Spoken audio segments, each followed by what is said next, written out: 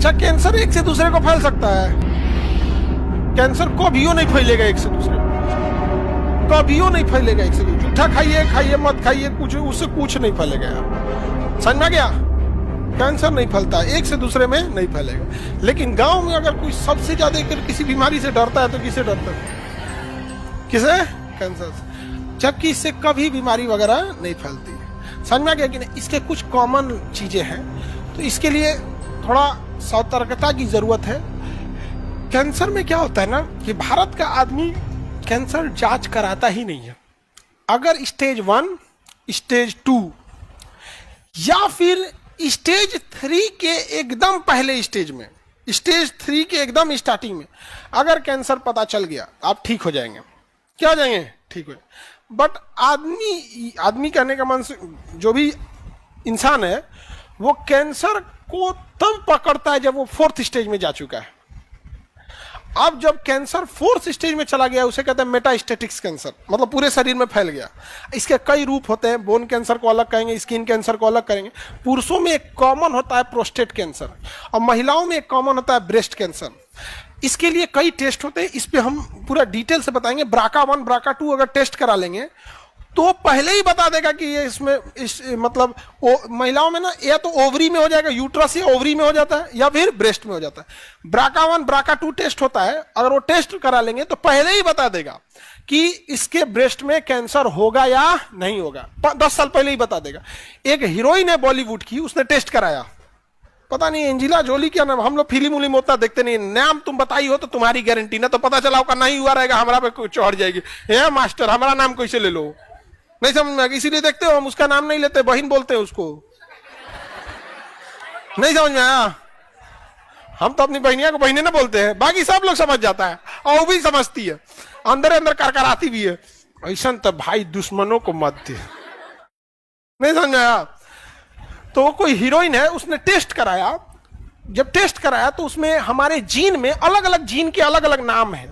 तो उस जीन का नाम है, एक जीन का नाम है BRCA1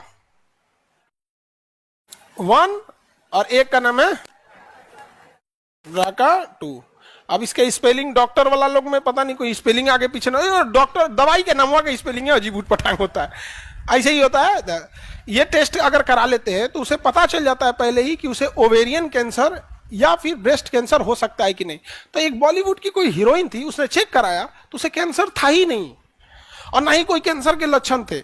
बट उसने अपने ब्लड टेस्ट से ये BRCA1 और BRCA2 नाम के जीन को डिटेक्ट कर लिया, और यही जीन ससुरा ट्यूमर बना के कैंसर बना देते हैं। इसमें हाईली टेंडेंसी होती है इस सब टाइप के जीन में। इस टेस्ट से ये संभावना पता चल जाता है। बाकी आगे मेडिकल चीज क्या है वो डॉक्टर उसको बेटर समझेंगे। एक आप लोग एक लेमैन के हिसाब से बस इतना ही समझ सकते हैं ना कि हाँ, इससे उसने ना होने से पहले ब्रेस्ट ऑपरेशन करके सर्जरी से हटा दिया। ओवरी वगैरह भी अब पूरी डिटेल कोई अपना मेडिकल डिटेल तो देगा नहीं, लेकिन पहले ही उसे कैंसर था ही नहीं, बट उससे पहले ही हटा दिया। सोचिए कितने ज्यादा जागरूक हैं सब। समझ में आया? भारत में महिलाओं लोग में ब्रेस्ट कैंसर कॉमन है, तो एक मशीन आती है मेमोग्राफ, वो 2 साल पहले बता देती है। सोचिए कैंसर होने के 2 साल पहले कैल्सिफिकेशन से ही स्थिति में बताने लगता है कि आपको कैंसर हो सकता है या नहीं हो सकता है। कल्पना करो कि जब हम कहते हैं कि स्टेज 2 और स्टेज 1, अगर स्टेज 1 में है तो डॉक्टर कहता है कि मेरे हाथ में, हम ठीक कर देंगे। स्टेज 2 में है तो कहता है कि हम 90% लेते हैं, ठीक कर देंगे। सोचो अगर वो करा ले तो 2 साल पहले ही पता चल जाएगा। लेकिन हमारे यहाँ क्या होता है, डायग्नोसिस पे कोई ध्यान नहीं देता है, इलाज पे ध्यान देते हैं। इलाज पे ये जो गुटखा उटखा खाते हैं ना, जो गुटखा पहन, इससे माउथ कैंसर होता है। सरकार कहती है कि इससे इनकम होता है, टैक्स मिलता है। सरकार को गुटखा से जितना इनकम होता है उससे 15 गुना ज्यादा, 15 गुना ज्यादा उस गुटखा से होने वाली गंदगी के सफाई और उस गुटखा से होने वाले कैंसर के इलाज में खर्चा होता है। धन्य है हम भारत विश्व विजेता विश्व गुरु, जिसको इतना साधारण गणित नहीं आता है कि जिस जहर को बेच रहे हैं उससे 1 रुपया मिल रहा है, तो उसके जहर के प्रभाव को खत्म करने के लिए 15 रुपया लग रहा है। अभी हमने एडवर्टाइजमेंट का पैसा जोड़ा ही नहीं है कि सरकार एडवर्टाइज करती है गुटखा छोड़िए, गुटखा छोड़िए। और ये जो है सब, अब देखिएगा कि तो कोई कहेगा कि हीरो हीरोइन इसका प्रचार क्यों कर रहे हैं।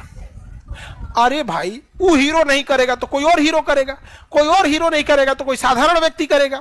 अगर प्रचार नहीं करे तो भी कोनो ना कोनो खाएगा। प्रचार नए लोगों को जोड़ने के लिए है, पुरानका तो खा ही रहा है। अगर सरकार बंद कर दे, गुटखा बंद कर दे, तो बिहार के एक बहुत बड़े शत्रुघ्न सिन्हा, बॉलीवुड की हस्ती, वो तो अब उनका एक तो वो अमिताभ बच्चन, धर्मेंद्र जी और ये इन लोग का, वो जब हेल्थ डिपार्टमेंट उनके पास में था अटल बिहारी वाजपेयी के समय, उन्होंने एकदम प्रण कर लिया था कि हम इसका गुटखा लाइसेंस रद्द कर देंगे। क्या रद्द कर देंगे? क्योंकि बनाने वाली कंपनी किसी को 600 करोड़ का फायदा, किसी को 1200 करोड़ का फायदा। अब 5-6 तो कंपनी है, एक के कंपनी का 3 अलग अलग मॉडल का गुटखा है। आपको लगता है दोनों अलग है? मालिक क्या है? एक ही है। एकरा छोड़ तो एकरा खो। उन्होंने एकदम डिसाइड कर लिया था। यहाँ पे उनका मंत्रालय चेंज करा दिया गया। नहीं समझ रहे हो? क्या चेंज हो गया? मंत्रालय। अब क्या करिएगा आप? कितना अब अपने से सोचो, अगर कोई 800 करोड़ प्रॉफिट कमा रहा है तो 100 करोड़ कहीं देने में क्या जा रहा है? उसको देख रहा है कि आदमी बैठ जाएगा तो नासिए देगा यहाँ पे। इसीलिए कहा जाता है एक बिहारी 100 पे भारी। फिल्म में उनका योगदान तो है ही है, शत्रुघ्न सिन्हा का बिहार में फिल्म में तो एक अग्रणी योगदान है उस समय का यहाँ पे। लेकिन जो ये है, ये बहुत जरूरी है। इसको आप लोग नहीं जानते थे। इनको आज भी अगर आपके घर में अगर सपोज कीजिए कि 50 आदमी भी है, कहीं गुटखा छोड़ने के लिए कैंपेन चल रहा है, आप कोई बोल देंगे उनसे तो आ जाएंगे वहां पे। आपके घर द्वार का उद्घाटन हो इसमें वो आए चाहे ना आए, अगर गुटखा छोड़ने का कोई अभियान चल रहा है तो उसमें पक्का आएंगे यहाँ पर। समझ में? हमसे ही बोल रहे थे कि आपके बच्चों को समझाएंगे। हम कहा आइए, लेकिन तुम लोग इस सब चीज को नहीं अवॉइड करना है। आप समझ में आ गया?